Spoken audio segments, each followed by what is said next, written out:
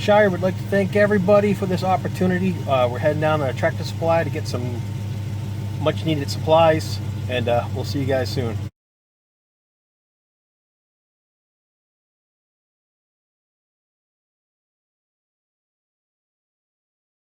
Good morning, folks. My wife is on me about fixing the chicken coop. As you can see below that, the run is fairly tiny. So today's task is to build a chicken run to extend this. Out of the 7 chickens we had, we lost 5. And that was due to predator pressure. Even though we are active daily on the property, working around it, stuff happens. The chickens are free ranging, they're going off the property into the woods, and some of them aren't coming back. So now we're gonna get to work. I'm not gonna film everything. I am from Boston, so it's going to be nearly impossible to edit out all the all the 4-letter words that'll drop while working.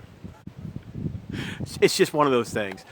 Luckily we have solar power here, and I've got my 100-foot extension cord that runs from the house all the way down into the backyard, and it goes into the woods. It runs half the length of the property. I can't get all the way back there. I'd need gas power tools to cut and trim everything. We do have a gas chainsaw, and I can get to work on that, and we did pick up some hand tools. For this build, we're definitely going to need some chicken wire. I just picked that up. I have to head in the house since I don't have a staple gun. We have cable wire staples, so I'll be using those. I don't know where my hammer is. I do have a 1-pound sledgehammer. That'll work. I'm gonna go grab my saw, get to cutting. I'll show you the end result. This is gonna be 4 hours to get this done, maybe 6. Sharon is coming down to help me. I need someone, as I pull the wire, to hold it, and then we can tack it in, stretch it. We're gonna take that chicken wire and we're gonna butterfly the ends out. I do have some extra concrete blocks as it's not winter and I don't have to angle my solar panels. We'll probably end up having to fix the solar. It needs a more permanent solution. The ones that are on the house, every windstorm, snap those metal wires and they go into the woods. And that's another problem I gotta fix. In order to make this build possible, it would not be done today. I'd like to thank Daryl, Mary, and Hudson for supporting and donating to the Shire to help us get this done. Everything that's going to be done on these upcoming videos is because of them. So much love, guys, and thank you. So I don't have a workhorse. I'm just using the top of the coop and just cutting my boards to length. It's approximately 4 foot high, 6 by 6 foot area. That's what I'm thinking. It should match the size of the coop fairly well. Fortunately, I've got to use nails. When doing this, you should use screws. They would hold a lot better. You want outdoor decking screws that are long enough to penetrate the 1.5. Why do they call these 2x4s? This is 3.5 by 1.5. I was going to go with a plastic netting, but we know that predators can get through that. So yeah, chicken wire was more ideal. The plastic netting we're going to use for the garden beds as it's lightweight and I can move it around. It's just a deterrent for the most part. I cannot for the life of me source bug netting, so we might have to go to the secondhand store and look for sheeting, bed sheets or something. I need something to protect. If we're going to plant things such as lettuce and spinach and peas, we're going to need to keep the aphids off them. If there are aphids down here. There's not a lot of gardening going on, so who knows where the aphids come from. But they find their way, they'll get here. Starting to amass a pile of cut wood, and we're going to put it together and I'll show you the finished product.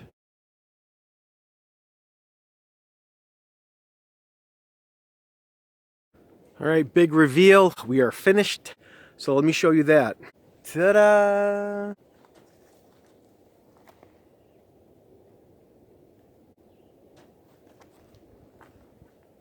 Now, the idea behind this is the side doors open. They can come out into this run.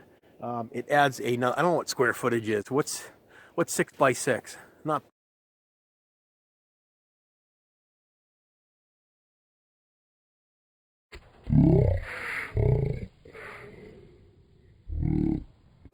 Six by 6 by 4 feet. You guys can figure out the footage. My brain is completely.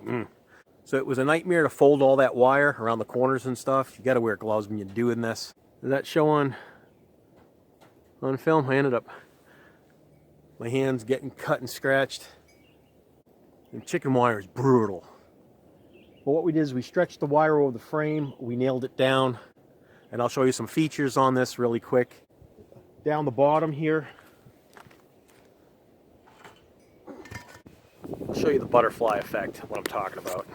These are the extra heavy-duty cable staples. We ran them down the center line.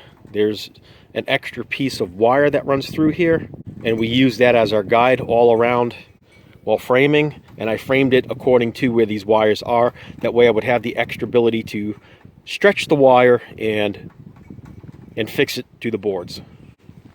The wire runs down. Everything is stapled in underneath. It's folded back out. So there's an extra foot coming out this way. And what you do is when the animals walk up and they start to dig, they hit this chicken wire and they can't dig in and underneath. We are throwing in the cinder blocks to hold it all down. Now the cinder blocks are dual purpose. They hold down that flanged chicken wiring, and we'll fill these with soil and we'll plant in here and harvest from here, and whatever leaves and stuff grow inside the chickens can pick at. They're free, it's good for them. We'll take the extra wood, we'll pile it on top of here, and we can place a raised bed there.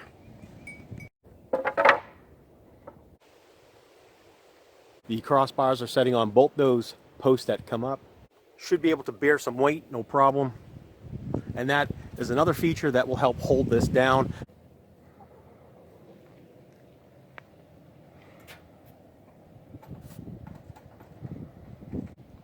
Pretty simple build, wasn't really hard, took about 4 hours to do with help. So here I've dug out 3 fresh new rows, and this is where we're going to put our onion sets that we just got. Basically the spacing on onions is going to be at least a minimal of 4 inches.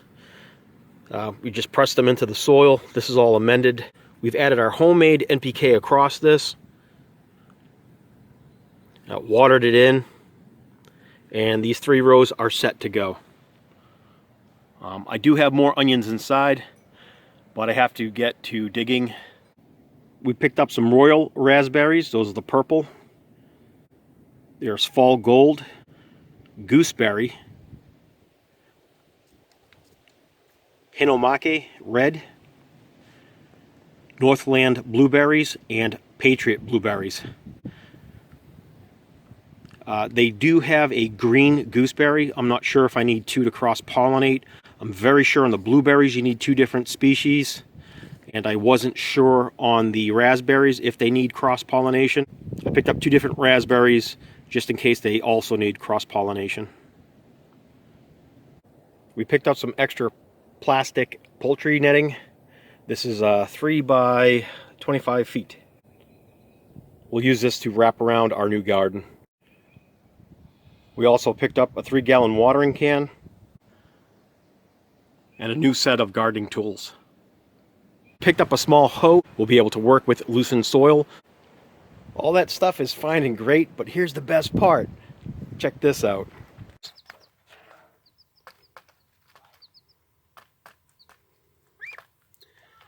We now have a guard goose named Lucy. And we picked up 4 Americana chicks, but 2 didn't make it.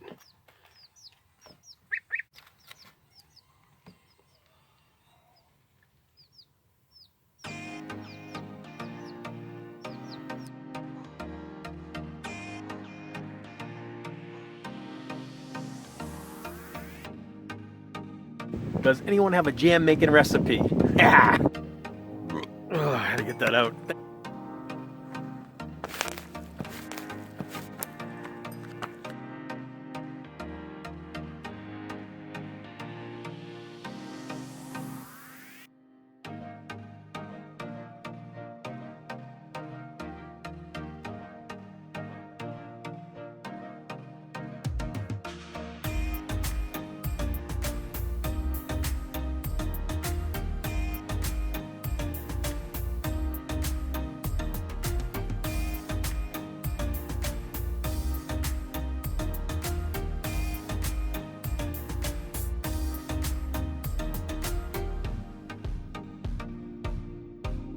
Thank you to everyone that showed up for this premiere. Thank you for the people who are rewatching it.